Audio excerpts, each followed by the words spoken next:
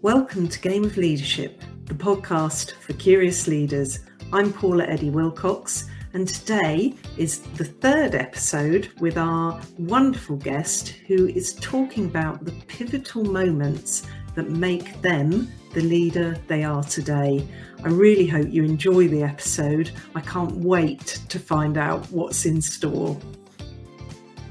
Welcome to today's episode of Game of Leadership, the podcast for curious leaders. I'm Paula Eddie Wilcox, and I'm joined again for our third and final episode, for a little while anyway, with Agi Heale, world-renowned author of Generation Panic and super qualified and wonderful coach. Welcome back, Agi. Thank you, Paula. Thanks for having me. It's good to be back again. Absolute pleasure is all mine. Look, you've shared so much with us in your first two episodes, and I just want to thank you for being so open and sharing all your stories and ideas with us. It's been absolutely fascinating.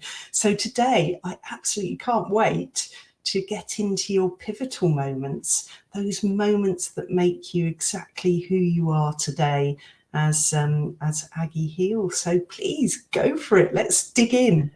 Go for it. Brilliant. So there might be a little lap over with the first one, just to set some context, but no problem. I think it's important because the most pivotal moment so far in my career or my life, I think, has been when I was really struggling with anxiety and panic attacks. And as briefly mentioned before, I was working in a very fast-paced, ambitious, driven environment of financial services recruitment.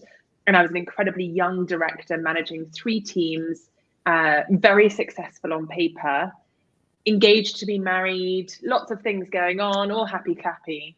And actually behind the scenes, I was really, really struggling. And I think what was most scary about it is that I'd had hard moments before, for sure, but this was a continued out of controlness that I had never experienced before.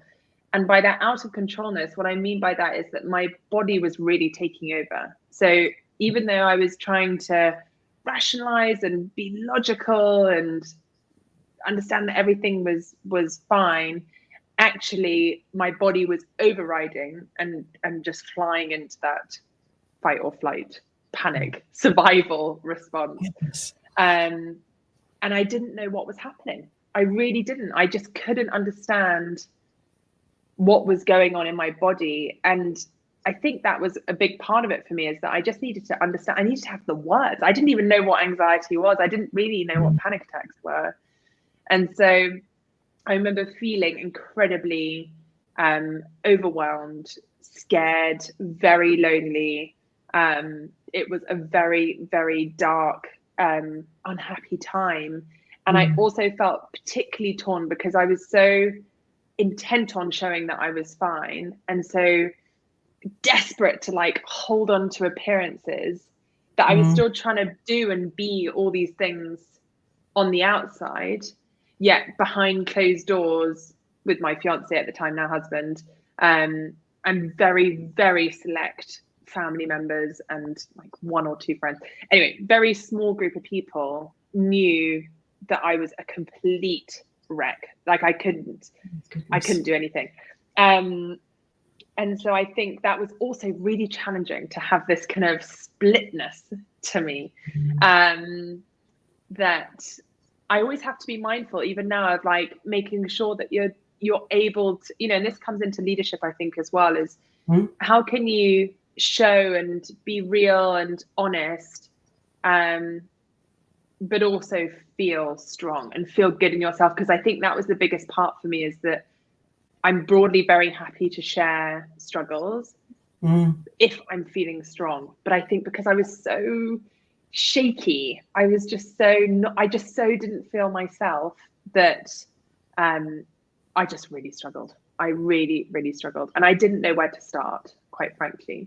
I didn't know what to do. I didn't know where to turn. I didn't know how I could possibly fix myself as quickly as I possibly could so that I could do what I wanted to do again.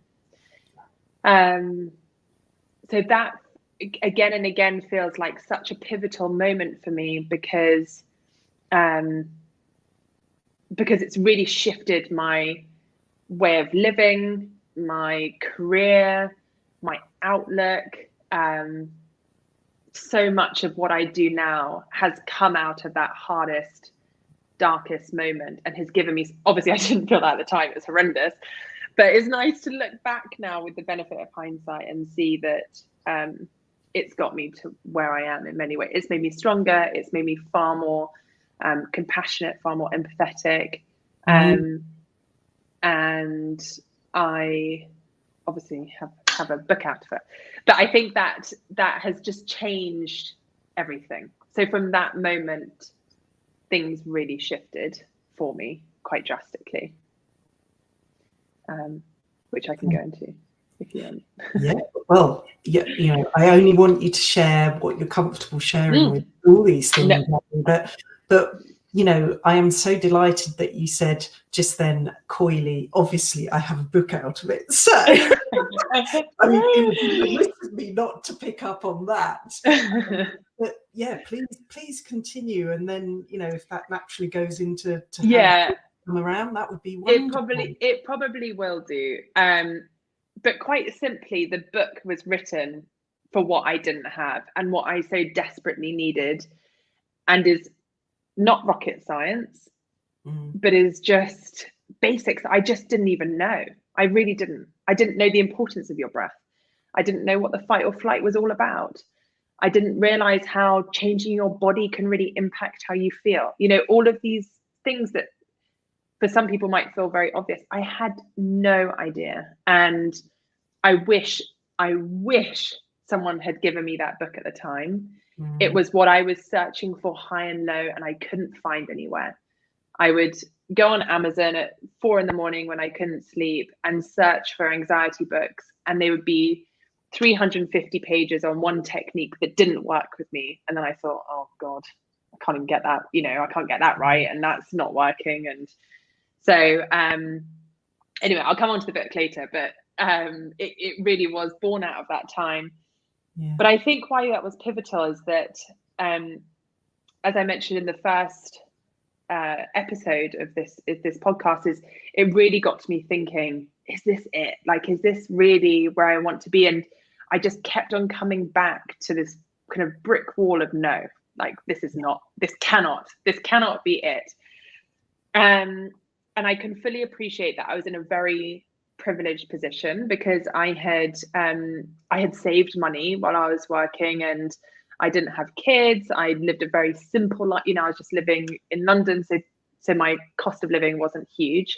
But I decided to quit. I was like, this is just not it, and I have to go and work out what I want. I have to work out what's going to make me happy, and I need to take the time to fully focus on it, because I'm too all over the shop. I'm too rattled to even get through the day of my day job to work out what else could be out there. And I think I also had a level of like self-confidence that I could walk back into another recruitment job, and if worse comes to worse, I would be very happy making coffees at Starbucks. Like I felt very confident that I could make ends meet with the simplest of jobs, but black and white, this was not where was making me really sing, you know, ultimately. So I decided to quit, and I was like, I'm just going to take off a year. I'm going to work out what I want to be doing and what makes me happy. And had the most glorious year. Actually, it wasn't even a year, it was about 6 months in the end, but the most glorious time exploring. And well, there was a whole host in there. The first part was horrendous. I really felt that shift in identity, and I really struggled, because so much of what I was known for and how I felt in myself was wrapped up being this like very important person, and everyone knew that I was doing well. And so when people asked me, hey, what do you do, or where are you going now, and I didn't have the answers, and people were also shocked and couldn't work it out, they kind of almost didn't put me with struggling. I don't know, the whole time that was very, very hard, because I suddenly was like, what am I? if I'm not this kind of tick boxing person, like what's left? What am I all about? And so that was really, really hard. There was a lot of times when I literally just stared at a wall, kind of unwinding from the hamster wheel, unwinding from this adrenaline kind of fix hit. But alongside that, this wonderful exploration time when I just thought, I'm going to try everything that I can get my hands on. I'm going to, I did yoga, financial statements, I did coding, I went motorbiking across the Himalayas. Wow. I mean, whatever you can think of, I tried it. And I also went and met a whole bunch of people, and I just was asking them, like, what makes you happy? What's your day job like? What do you love about your role? What do you hate about it? Just trying to kind of find out about careers and businesses. And so that was quite a fun exploration. But by chance, one of the courses that I had done was a coaching for business course with City University in London. And it was always on like a Tuesday night, late at night, wintry, gross London. And I remember just sitting there going, oh my God, this is just so cool. Like, I cannot believe that you can make a career out of this. I can't believe people pay you for this. It just felt like everything kind of clicked into place. Yeah. And so from that moment, I really felt something had sparked in me and kind of lit up in me. And that was just so exciting. So that then really, again, was, I guess this is all one big pivotal moment, but has since set me on this direction of continuous training, learning, moving countries now in Singapore, setting up businesses in UK and Singapore, finding new clients on the other side of the world, all of this, I mean, life really. And so, as we mentioned before, I really love what I do. And I feel so lucky to have found something that genuinely makes me so happy. I just love it. It just never feels like a chore. I don't think I've had the parts that feel like a chore are all those business parts that I don't enjoy. But the actual kind of work, I just love it. It doesn't feel, it just feels so wonderful. I just love it. So maybe I'll just pause for breath there. That's okay. I mean, God, yeah, fascinating yet again to hear all of that stuff. And you used a fantastic word in there, Agi. I just have to pull that out. Frettled. Haven't heard that for a long time, but it's a great descriptor and paints a really vivid picture of how you were feeling at that time. I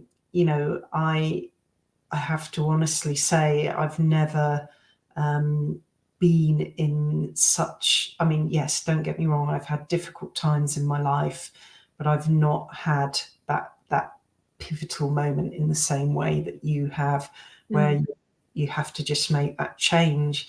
Well, maybe I have, but I probably don't.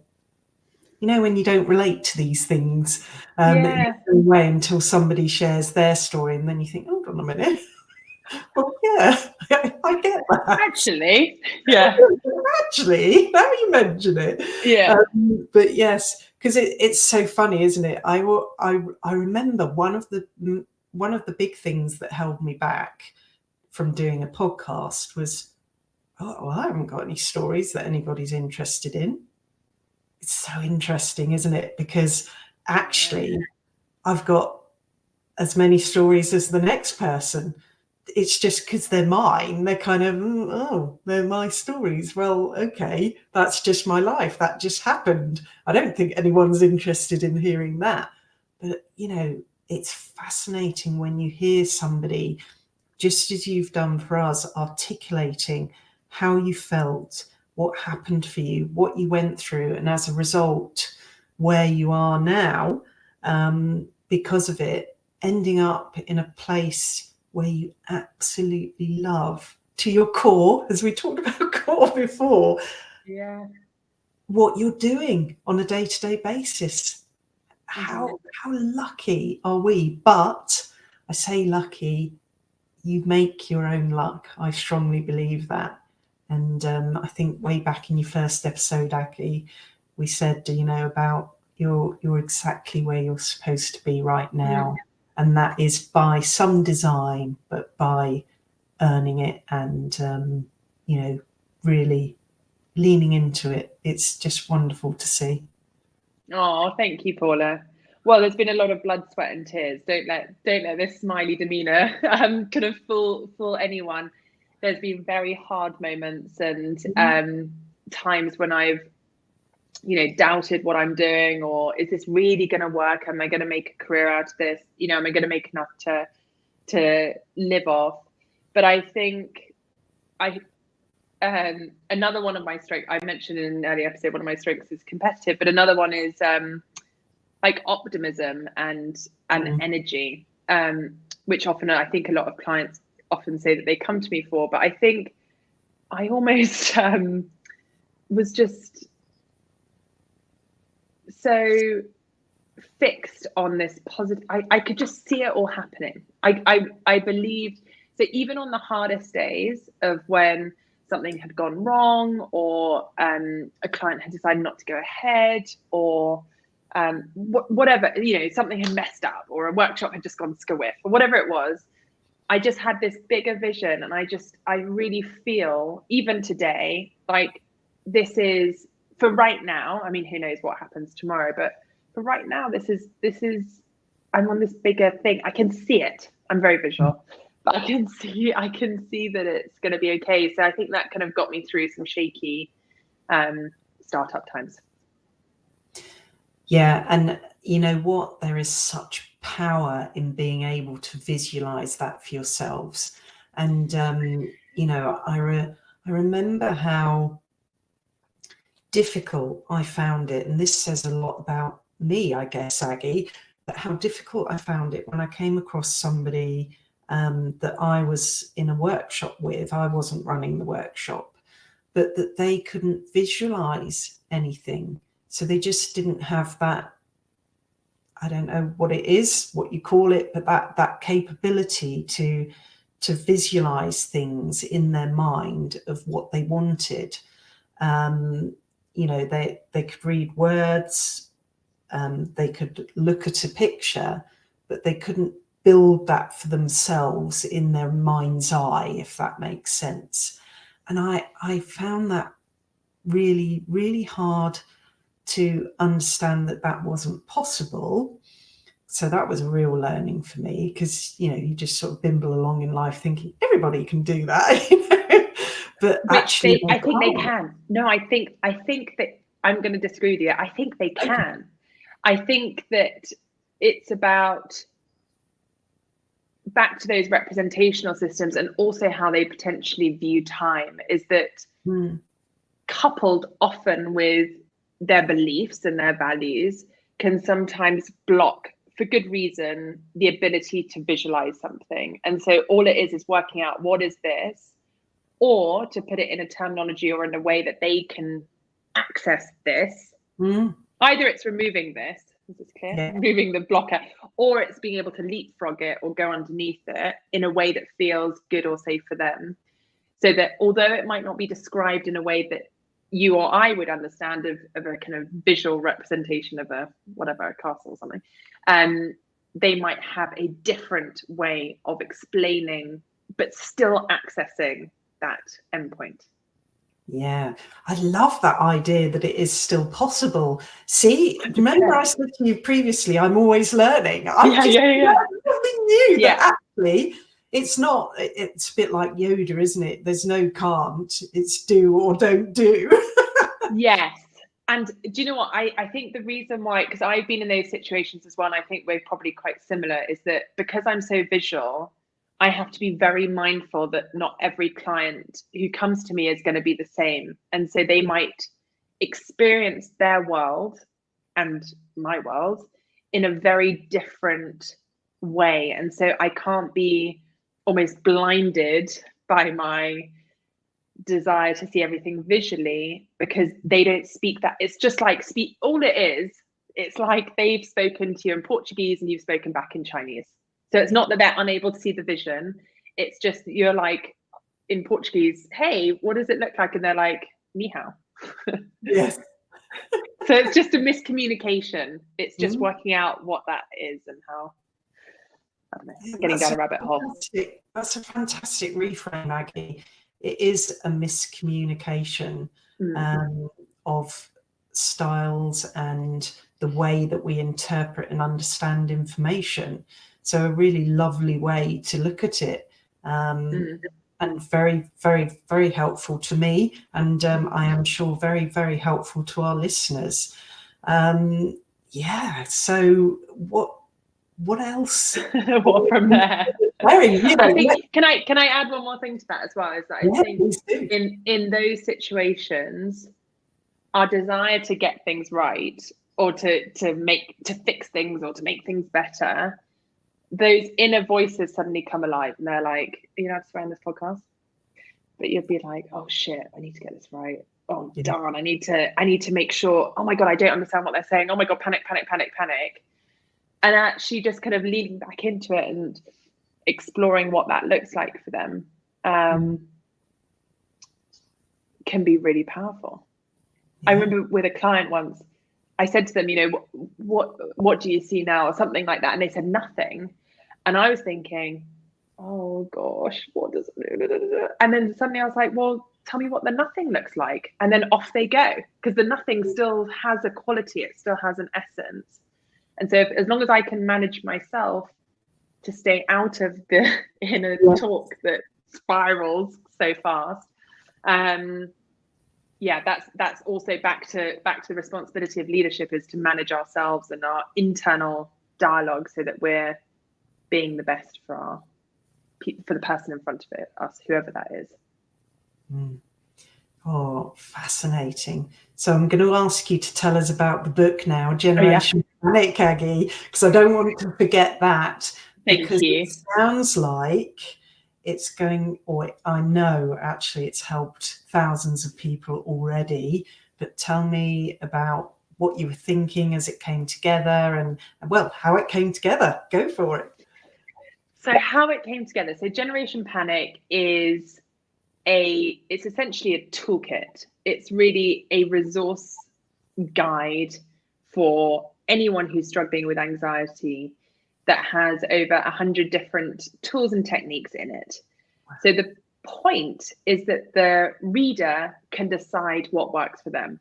I'm not there to say, right, if you're doing this, you must go and do that. They can read through and pick what resonates with them. It might change in time. It might not be suitable or appropriate in a future moment, but they've just got everything that they possibly need in one place to help them manage their anxiety. And as a result of that, I think it's a really nice dip in and out. But I mean, obviously I'm so biased, but it's kind of intended as a dip in and out book that you can revisit and come back to it and say, and I do it the whole time. I've got it here. But I often come back to it and be like, oh, I'm feeling a bit wobbly for this meeting, or I want to make sure this podcast is the best it possibly can be, or I want to make sure that internal dialogue is quieter. So I might just like dip back in, get one tool, put it into action, pick up a couple of tips, put it into action. And so, as mentioned before, it's everything really that I've kind of learned or explored or tried myself along the way that I wish I had back in 2013, 2014, and couldn't find. I also, each of the chapters, they've got cool little cartoons, little caricatures that accompany the reader on the journey. And then I also write my own experience of the tools. So like meditation is one that a lot of people talk about, and it's something that I've really struggled with even today to really kind of calm my mind. So anyway, I just talk about my own experiences of things and how I find ways around them, anyway, it's been a very cool journey, and it's definitely been a journey. It's definitely had its ups and downs, and I recommend for anyone writing a book, have a very thick skin, because it's quite a challenging process. But similar to what I said before, is that I just believed so much in power of the book and how important it was to get it out there, because I just couldn't find anything else like it. So I think that drove me further, thinking if I can give this to one person and make them feel better, then job done. That's the only thing that matters. So yeah, it's been a good journey, an interesting one, but I feel very proud. I feel very, very pleased that it's done as well. You absolutely should feel proud. And you know what? There is a whole nother generation that need that book right now, Agi, and that's our children. You know, my 16-year-old daughter, who have just been through the global pandemic. You know, if I speak specifically about the UK here, you know, we were locked down several times over that 2-year really difficult period from 2020 March to sort of the Christmas of 2021. They're still finding it difficult, still trying to get over the difficulties of that time. A lot of social anxieties as a result, because they weren't mixing.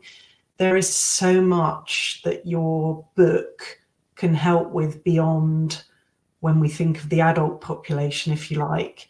You know, kids that need, well, they're used to that bite-sized information, aren't they? So the way you describe the book as it's got 100 tools in it, but it's only this thick, that's going to be really lovely bite-sized bits that, and you said it yourself, they can dip in and out of that. I think there's so many people that could benefit from that toolkit as you describe it. I completely agree. I mean, obviously, again, biased, but that's okay. You're allowed. I wrote it originally for those kind of busy professionals, and that kind of basically as I was. But I think that was almost my naivety in writing the book, is that's kind of all I could see in my periphery, in my vision.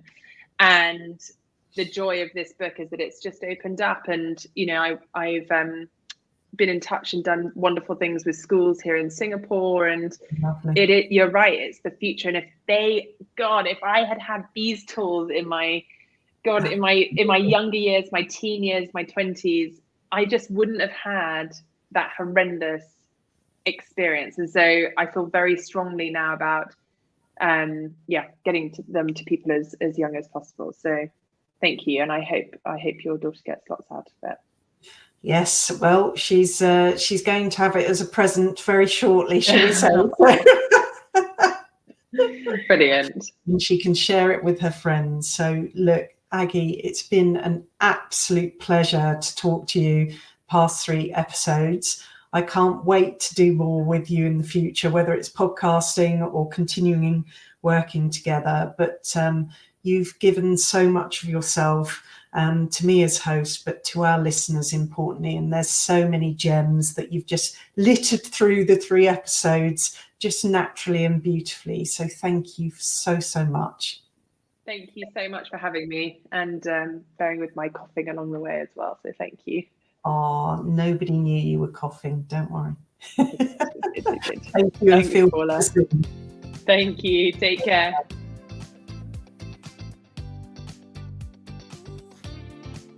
Thank you for listening to Game of Leadership, the podcast for curious leaders. This has been the 3rd episode and final episode for a little while anyway, with our guest, who shared their pivotal moments that make them the leader they are today. Again, I talk about uniqueness a lot. Every guest story and their pivotal moments, the challenges they faced, the issues they faced over the years to get to where they are now, and how they pulled themselves through all of that, makes them the leader they are today. And each one of those stories is unique and different.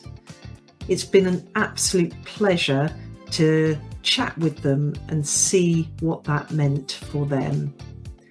Now, once again, it's your turn to reflect on what you've heard today, see what resonates for you, and think about what that might mean for your leadership moving forwards. I'm Paula Eddie Wilcox, and I look forward to welcoming you back next time on Game of Leadership, the podcast for curious leaders. Bye for now.